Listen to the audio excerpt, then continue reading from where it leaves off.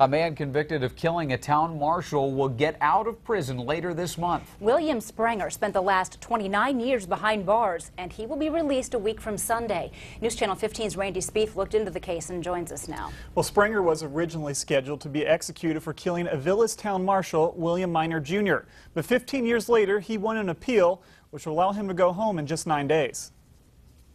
William Minor Jr. was killed in 1983, weeks before his 30th birthday.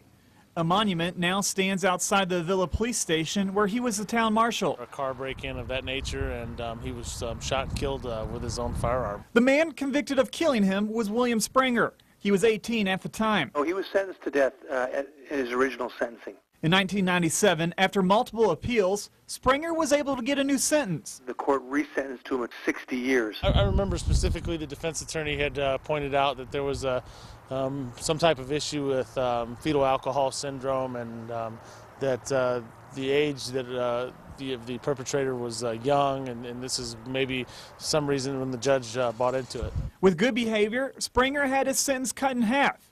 The Indiana Department of Correction has now spent the last few months telling police officers about his release. People are becoming aware that this man, who was formerly sentenced to death and who killed a police officer, which is of course a very serious crime, is coming back out in their community, and people do want to know that. That's our criminal justice system, and that's what we have to go by.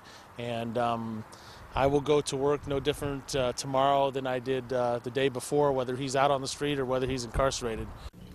Spranger will be transferred from the Plainfield Correctional Facility to Allen County next week, where he'll be released to his family.